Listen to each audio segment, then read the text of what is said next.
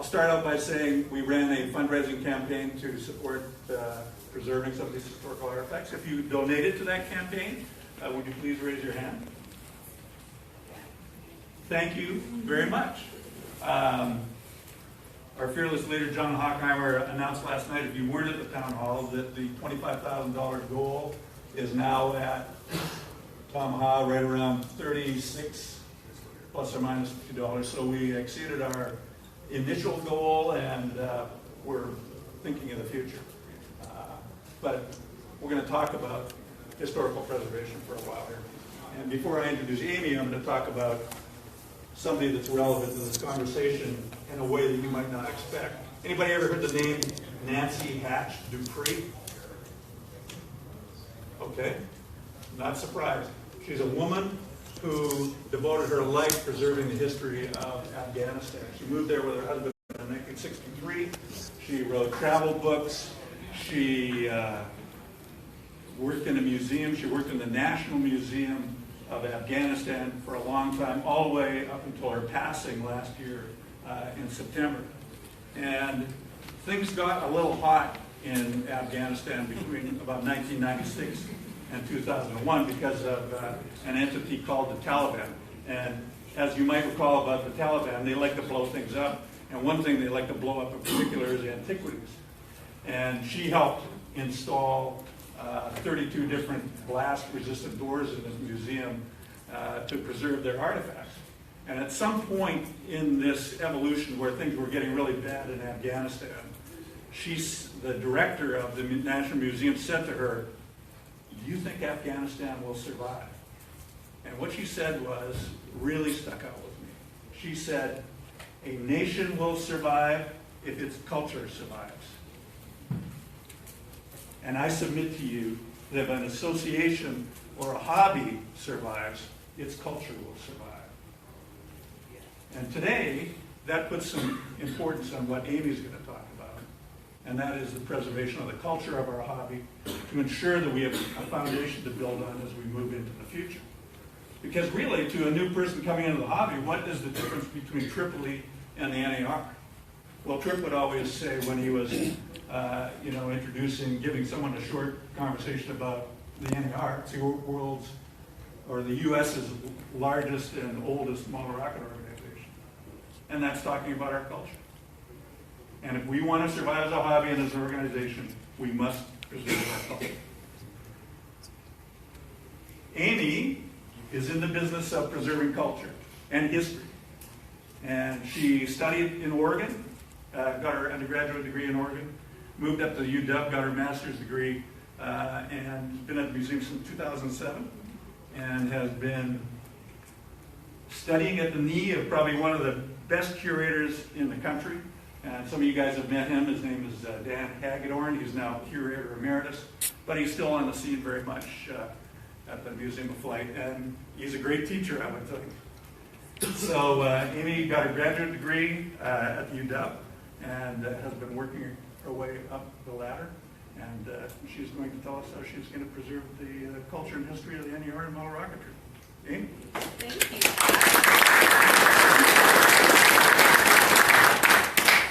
So yes, I am Amy Heidrick. I'm the Associate Director of Collections at the Museum of Flight.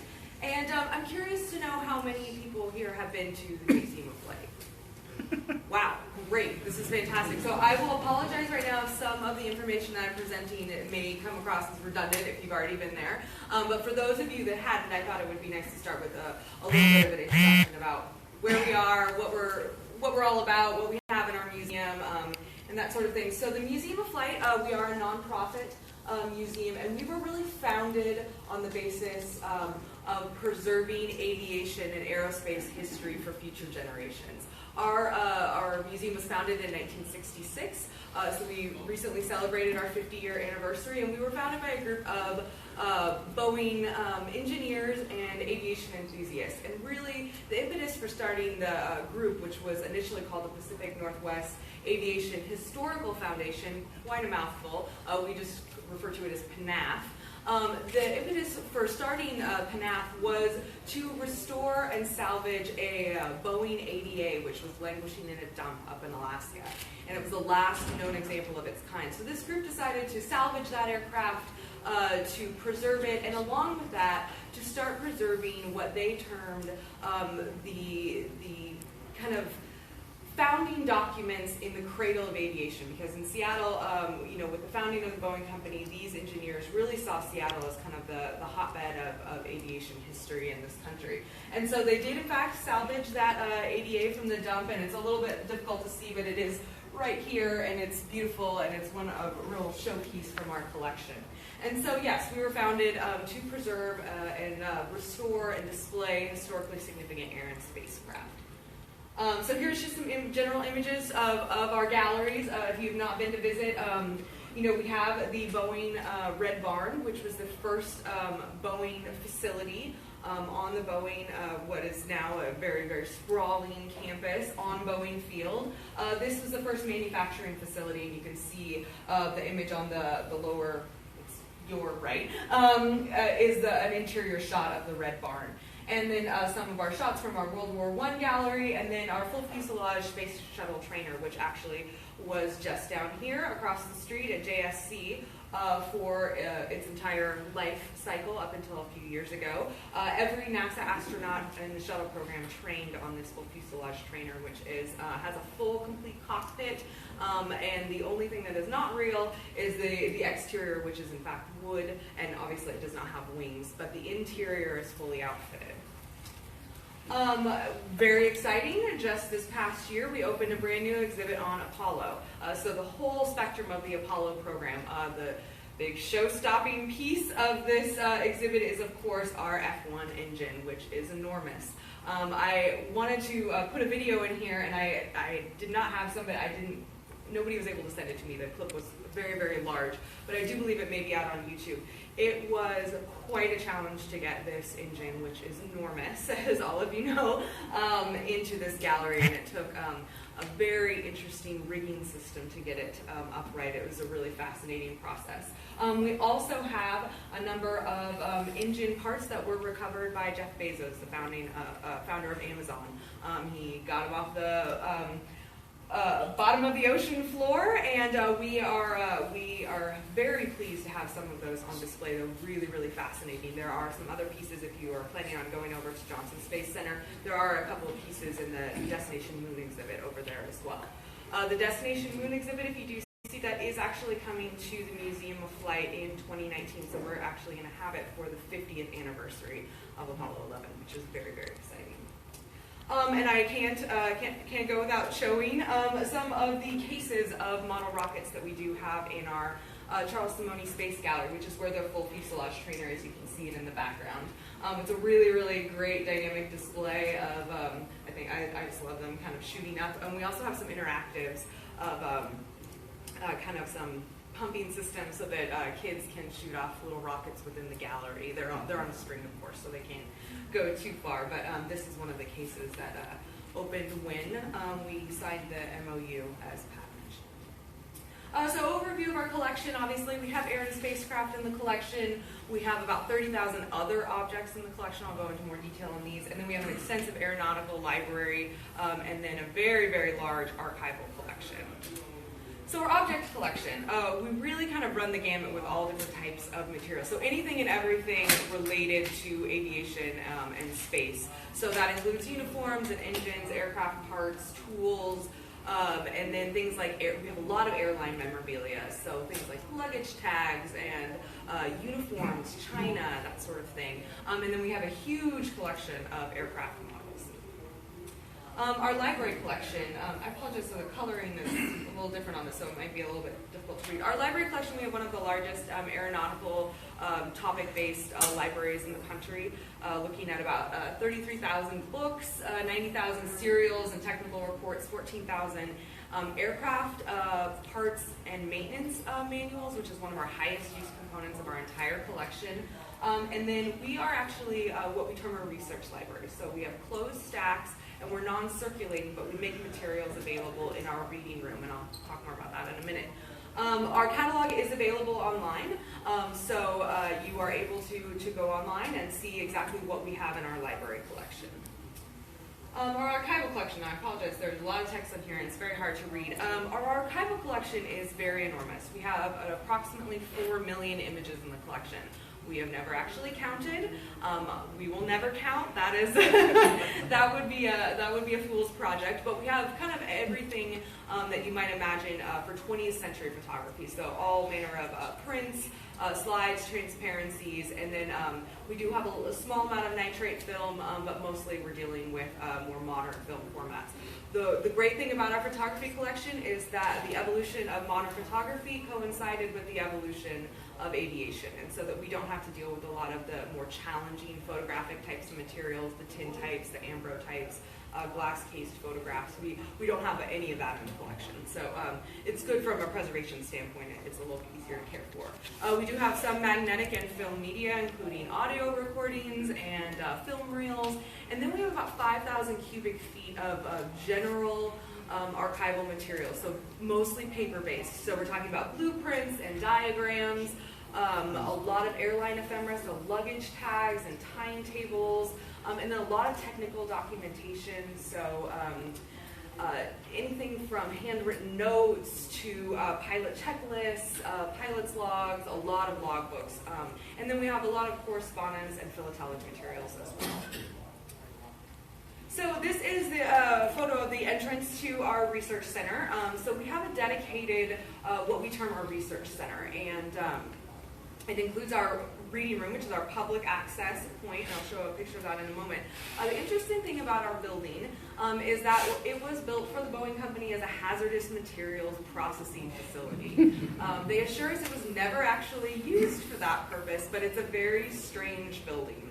We've got very strange floors that are designed to, if you pour acid on them, nothing happens. It just goes into a little drain in the floor. So it's a very weird floor material, and it's very slick. It makes it difficult when you're pulling carts and things through it. There's a very weird layout in the building as well, a lot of half walls, and kind of, it's hard to imagine exactly how they were going to use that building for the hazardous materials processing, but it makes it a little bit of a challenge, but we have made the best use of it as possible for a collection storage facility, and we do have quite a bit of space.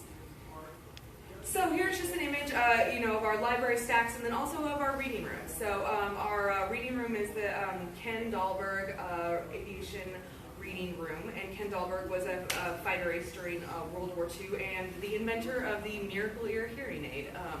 A fun fact there. And so he endowed our reading room and allowed us to establish a public space for researchers to come in. So, a little overview of our collection now to get into the more specific G. Harry Stine collection. So as Pat mentioned, we did sign an MOU with NAR several years ago, and one of the things that came immediately after that is that we received the wonderful G. Harry Stine collection. This is a very, very large collection. As you can see, it arrived at the museum on 9 shrink-wrapped pallets. And those pallets included crates and actual file cabinets, as well as a number of boxes of all different types and sizes and shapes. Within that collection, and I'll go more into specifics here in a minute, there are, of course, model rockets, both fully assembled and in kit form. There's a huge volume of archival materials. That is actually, in fact, the largest component of it. I'll talk more about that in a minute. And then a significant library component as well. So getting into the objects, there's approximately 1,000 objects in the collection. The vast majority of which is, in fact, model rockets, both fully assembled and in kit format. So really kind of runs the gamut in terms of the types of model kits and model rockets themselves. Some are prototypes, some have very obviously been used and are in less than great condition. They maybe didn't come back to Earth quite gently after they were, quite as gently as they were used. A lot of kit formats, some are complete, some are incomplete, some are still shrink wrapped, which is very, very exciting. These original kits. And then there's also little bits and pieces, miscellaneous parts, engines, and various things. For the most part, we do have photographs of a lot of these materials already, and I'll talk a little bit more about that in a second. The books and periodicals in the collection, there were 72 bankers' boxes of library materials. So the library materials included books, serials, newsletters, and clippings, so individual magazine articles and newspaper articles as well. Our librarians have already gone through these materials, and there's 1,100 individual items. The archival component is quite significant, one of the largest components of the collection.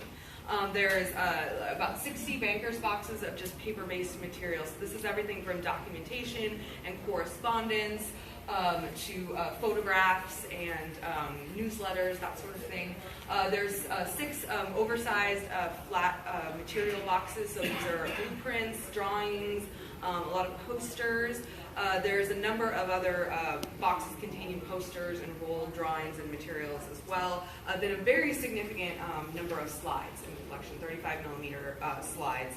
And then there is also about 5 boxes of audiovisual materials, a lot of cassette tapes, audio recordings, which we have not evaluated thus far, a lot of VHS tapes as well. So the challenges with this collection. So we have over the past taken in several other very large and significant collections, very similar to the Stine collection. No collection comes to us in a perfect, ideal organization according to our standards, and everything is fully processed and housed in appropriate materials. It would be a very rare day if we ever received a collection like that. It wouldn't make my day, but it would normally doesn't happen unless you've had somebody professionally process the collection prior to it coming to the museum. So we have seen all manner of collections arrive to us in all kinds of conditions. I myself have climbed into barn lofts to retrieve people's collections, into attics. We have had things brought in with mold, which have gone immediately right back out of the building. So we've seen a lot of different collections. This collection, one of the biggest challenges is not the condition. Everything is in generally great condition. It's the organization. And that is not so much the models, but with the archival materials is the biggest challenge within the collection. So the current organization. We have a principle in archival science called original order. So original order is the original order that the user, the keeper, the creator of these materials kept those materials in order. Sometimes it makes very logical sense. You can understand it. You see, oh, it's an alphabetical organization scheme, or it's chronologically by date, or it's grouped in a variety of different ways. Then there are some that are less clear and perhaps made a world of sense to the person who created it, but it's not as clear to an archivist, and it would not be clear to a researcher that was coming in to look at the collection. One of the most challenging collections we've come across was one that was done according to a very strange NASA organization that we are still not clearly understanding. It was a lot of cross-referencing. They had their own kind of code word sort of organization to it, and it was 100% the most difficult collection I've ever seen in terms of organization. So we have a saying that you can preserve original order if it makes sense, but we're not preserving original chaos. And so one of the biggest principles is that we need to get it into an order that is usable and feasible, not only for our staff, but so that researchers can take a look at it and really understand the order that it's in. One of the larger collections that we have too, the Peter and Bowers collection. I don't know if anyone is familiar with him, but he's a very noted aviation photographer and historian. His collection was divided, so we're talking about aircraft, it was divided between civilian and military. And then it was post-war and in between wars and World War I. And then there was civilian uses, and then there was home builds. And so he had it in all of these different categories. But what if it's a home build that was commandeered into service during World War II and then also had a civilian life with, maybe a crop dusting? So the same photo might be in 3 different places, and you would never be able to find it because you'd have to think, what would be the most logical to him to have filed that under? So that's an example of what we do is we try to get it then into an order. And with aircraft, what we do is we get it into an order by aircraft manufacturer, and then subsequently by model. So that's the thing that makes the most sense. That is not something that is straightforward. There's no straightforward organization scheme for a collection like this because it encompasses such a variety of topics, and I'll talk a little bit more about that in a second. But the biggest challenge is, of course, getting it organized. The volume of materials as well. It's a very significantly large collection. Not something that we haven't tackled before, but the size is a major consideration. There is a lot of duplication across the collection. There are, in some folders, there may be 20 copies of the same item. There was a box of just blank letterhead. Several hundred sheets of letterhead. And so there's a lot of duplication across the collection. So that is part of the processing process, is to determine what is duplicative across the collection. And sometimes if they're filed in different places, it's harder to make that connection. And then also, the biggest challenge is the staff time needed to process and to catalog the collection. And so I'm going to talk a little bit more about that in a second. And that brings us to the reason why we need funding for this particular collection, and why Pat has been such a great asset for us to have at the museum, because of his affiliation with NAR and his ability to present this proposal that we put together on the collection about what the collection really needs in order to fully catalog and process it, and to bring that forward as a funding opportunity. And so the reason why we need funding is that the collection really needs to be processed and cataloged in order to make it available for researchers, and in order to make it available for future projects such as digitization, extended exhibit possibilities, and then also looking at different kinds of outreach, different kinds of programs, that sort of thing. We have to have it fully processed and cataloged before we can get to the space of use of the collection, if you want to term it that. There is a big challenge with what we do, and I'll talk more about that in a minute, about volunteer versus staff time. We, of course, rely on volunteers to do a lot of work at the museum, but it is a more time-consuming process utilizing volunteers versus paid staff time. And that is because of the obviously, there has to be a checks and balances. We can't have volunteers doing what paid staff should be doing, and so there's a limit to what volunteers can do in an official capacity, and then what work remains that a paid staff member needs to do, and that involves official records and our database and making entries and that sort of thing. And so there needs to be balance there, and so what happens is it slows down the time to do it. I just mentioned the Peter M. Bowers collection. That collection is so large; it's by far our largest collection, and we have been working on a project to fully process that collection to an item level, which is an unusual situation. But we've been working on it for 10 years now, exclusively with volunteer labor.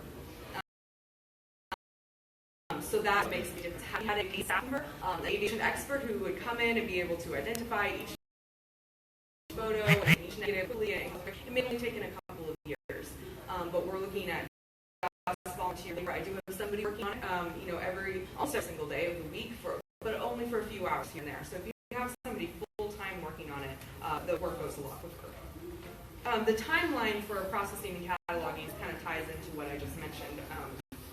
It slows down when you take into consideration the work that needs to be done and the time that it takes to do it. And if you have somebody working on it full time, it goes a lot more quickly.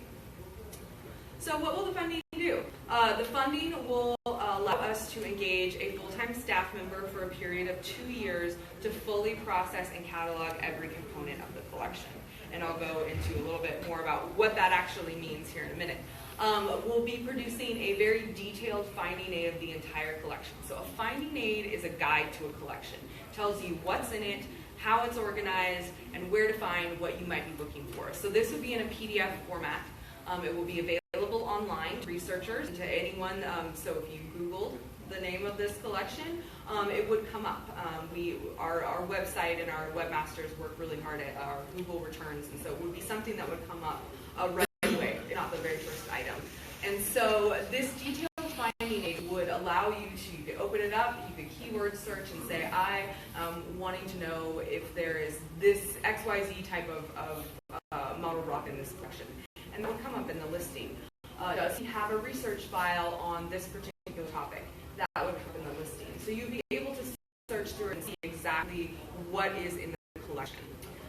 It would also, as you would see what's in the collection, but it would allow us to make it available to researchers in our reading room. So we help on average about 2,000 researchers a year through our reading room, and that's both in person for reference requests and remotely. We get a lot of email requests. We even occasionally get something via snail mail.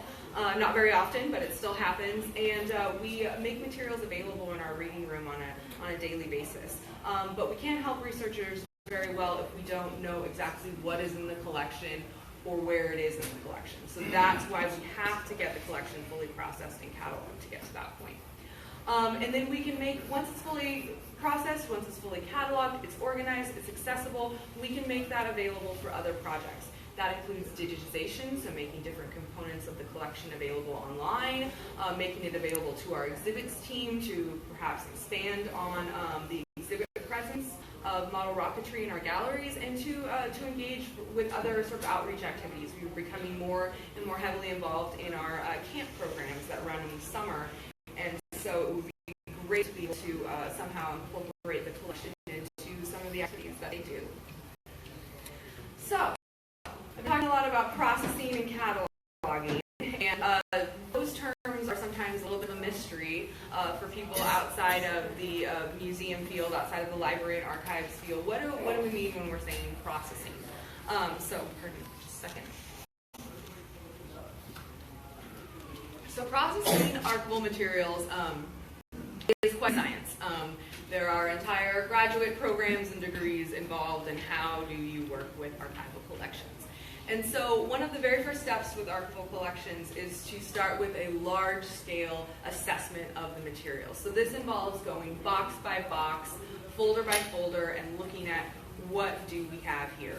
What types of materials do we have? What kind of order is it currently in? What types of materials in terms of, is it paper-based? Is it photographic? Are they slides? That sort of thing, determining what exactly is here. And that is a process that can take several months if you're really doing a very thorough job and creating kind of a detailed assessment survey, as we would call it, of the materials in the collection. So that's always step number one. Step number two is really developing an organizational plan for the collection. How are we going to organize this collection? And I talked a little bit about preserving original order and not preserving original chaos. You need to come up with a plan, and the first thing that we are always thinking is, what makes the most sense for our researchers? If researchers are interested in this particular topic, how can we organize this collection so that everything on that one particular topic is in one place? Or maybe they're only interested in photos of every single NAR annual meet in existence. We would have those organized chronologically, of course, in certain boxes so that we could pull up those boxes. So we're always thinking, what is the most logical thing for our researchers? What would be the easiest for them, and how could they find the information that they need within the collection? So that's always the plan. Then you actually have to get it reorganized into that organizational plan, which can be one of the more challenging jobs overall. And that is something that we anticipate with this collection to take several months to get to that point. And then once everything is reorganized, what we do is we term rehousing the materials.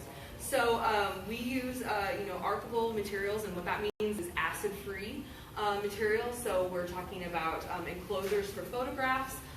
So like a sheet protector, and believe it or not, the sheet protectors you can get at Office Max in a big old box for various things. Those are actually archival quality.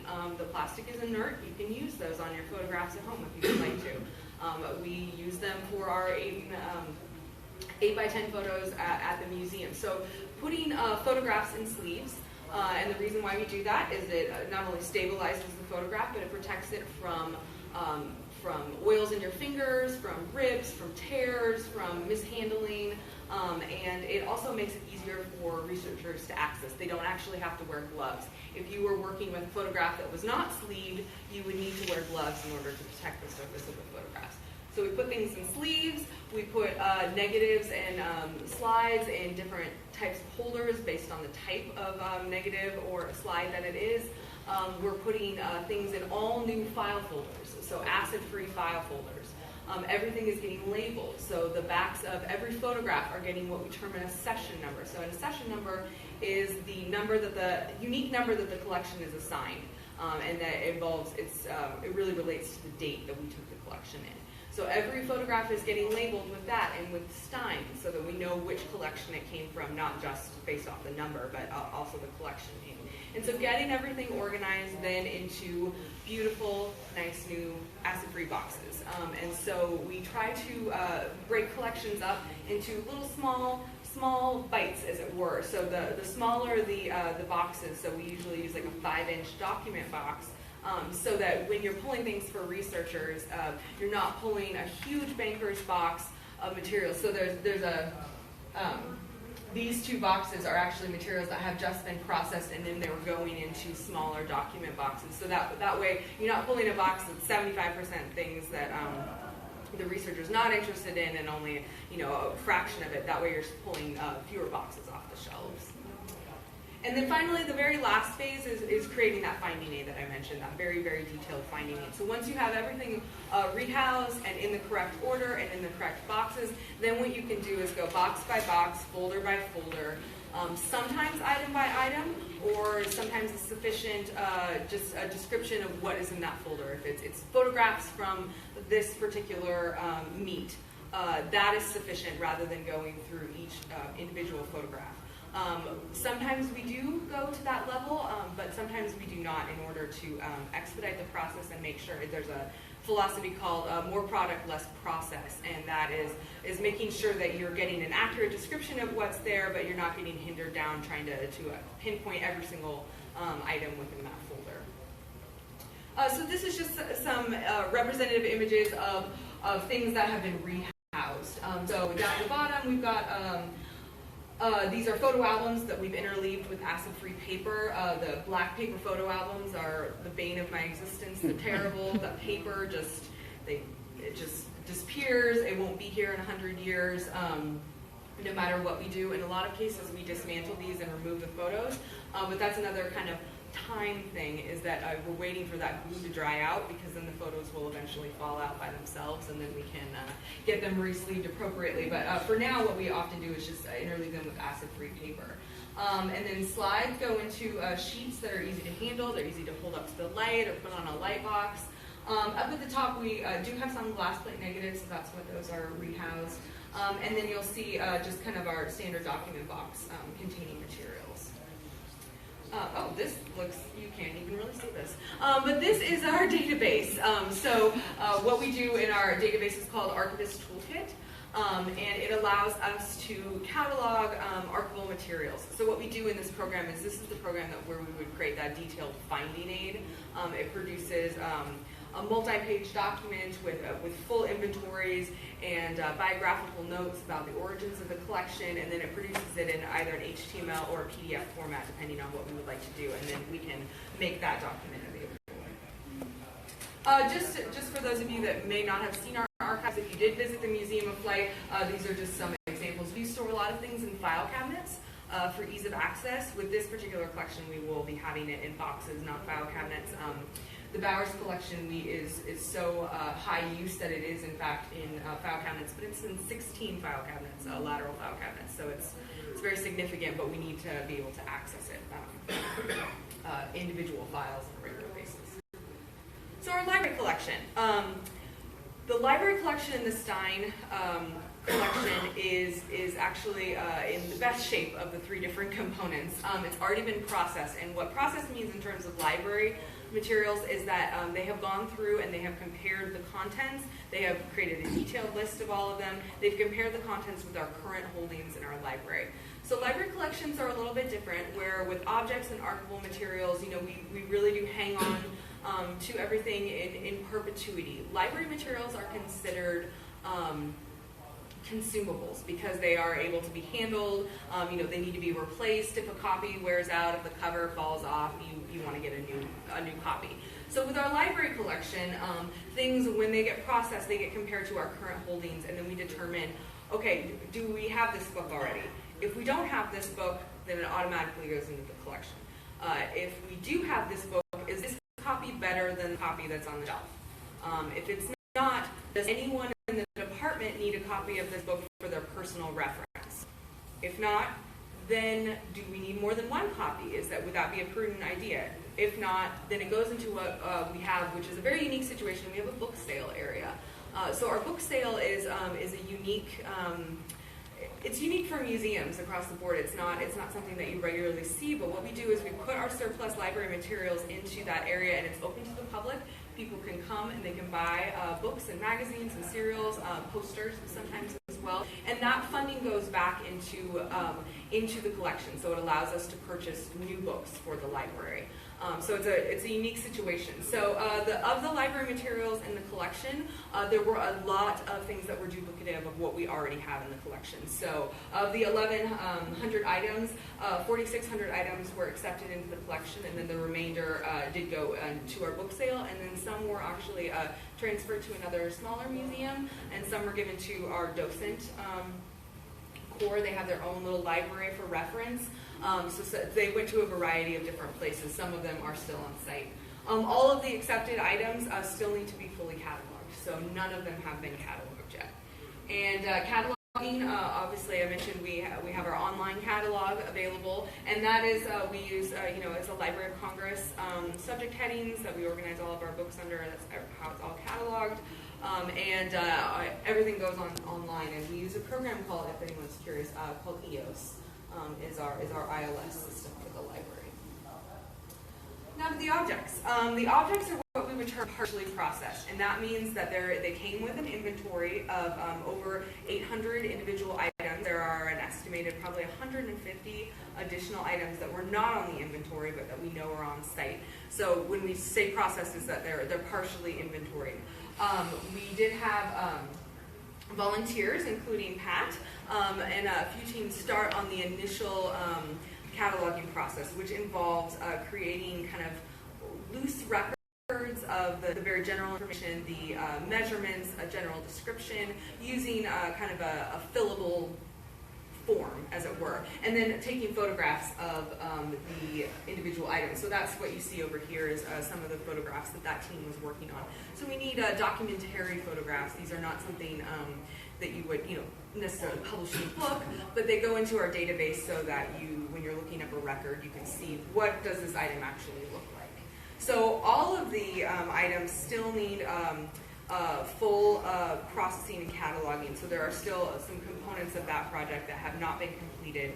At last count, I believe Allison, our collection specialist, had approximately 160 were fully cataloged, but not all were rehoused. So the materials need to be rehoused, similar to what we do with ARCO materials. Everything is an acid-free component, so that's acid-free tissue paper, that is plastic bags if they're small little parts, and everything goes into acid-free storage boxes. So this is just a documentary kind of photo. You'll see down here, that's the accession number. The 2013-917, and then 656 means that this is the 656th item within the collection that has been addressed thus far.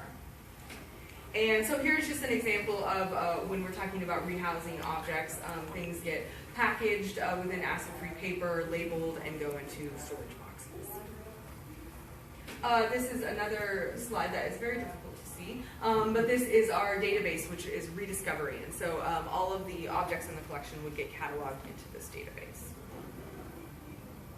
So, in terms of this project, so the funding is allowing us to engage somebody full-time for 2 years in order to fully process the catalog. We would like to post this position this summer, so we're aiming for June, and we will start interview process. This will be the same as what we would do with any hiring of any position within our department. At this point, we are looking for an archivist as opposed to somebody that is coming from just an object background or just a library background. This person would be responsible for processing and cataloging all 3 components of the collection, but because there are so many challenges with the archival component, we want to get a trained archivist because we feel that is the component of the collection that would need the most attention, whereas the cataloging, if you are familiar with cataloging, whether it's archival or library, those are easier systems learn according to how we do things, and tackling an enormous archival collection. So we're going to be looking at an artist, but they will be responsible for all three components. And so this is kind of the basic timeline, is that we're going to start with the archival component starting this summer and through the remainder of this year and into next year, into 2019.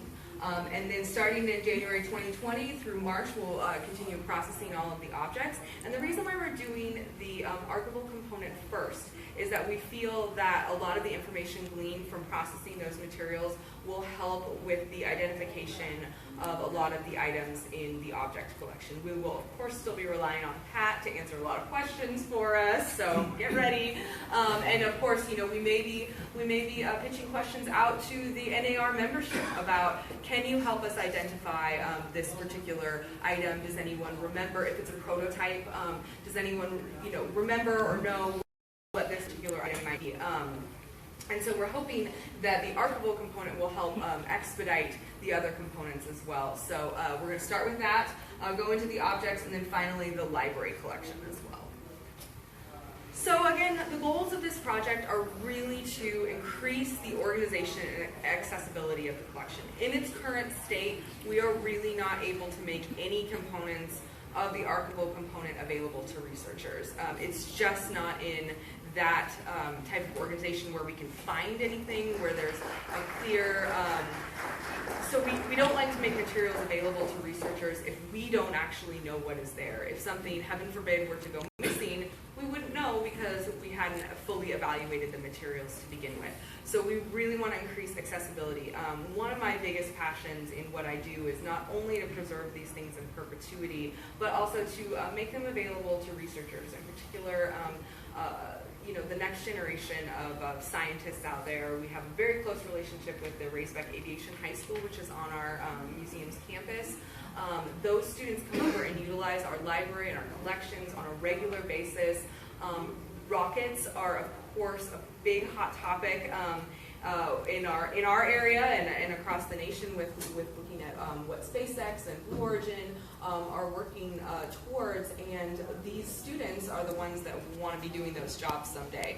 And this collection has such a great resource on the history of not just model rocketry and not just the history of the NAR, but space and real rockets in general. And so there's a lot of research files in the collection that would be a really fantastic resource for anyone that is interested. If you want to information about Titan rocket, you know, regional clippings and materials and photographs, there are files. There's numerous files on Titan in there that would be a really great resource for researchers. But we need to get it processed and cataloged first. So that is kind of one of our main goals, is to increase the organization and the accessibility of the collection. And then, of course, to create a detailed finding aid to publish online. And that can be done without, again, getting to that full point of cataloging and organizing everything. We want to make these materials available to researchers in our reading room, but we also want to, once it's better organized, be able to make it available to everyone in this room, whether you're not, you're able to come visit in person. But once we know what's in there, if you're looking for something specific, we should be able to find it, and we can help researchers remotely as well. And then also, the kind of next stage after processing and cataloging is looking at digitization projects. We launched a large-scale digitization effort last year to digitize all of our World War I holdings to commemorate the centennial of the U.S. entry into World War I. I would encourage all of you to go online to the Museum of Flight's website, to the archives section, and you will see what our newly created, and I apologize, I was going to put a slide in there, our newly created Museum of Flight digital collection. So this is our new online repository. It's the first time the museum has had a segment of our collection up online and available for people to explore remotely from anywhere in the world. And we started with World War I, not only because of the timeliness of it, but it was also an issue that we had to deal with copyright. Everything was out of copyright. But it was a very, very interesting subject matter-wise place to start. Going forward, we want to continue to add to our digital collections. It's not just going to be World War I. The next thing we're going to be putting up there is oral histories from the American Fighter Aces Association, which we are also the home to. We would love to add an NAR component to the digital collections going down the line. So as soon as processed and cataloged, during that process, we can identify the materials that would be the most dynamic, the most useful to digitize and make available to researchers. And we don't know that until we get into part of the collection. So that is all I have. Does anyone have any questions? Yeah. What are your criteria for determining the historical significance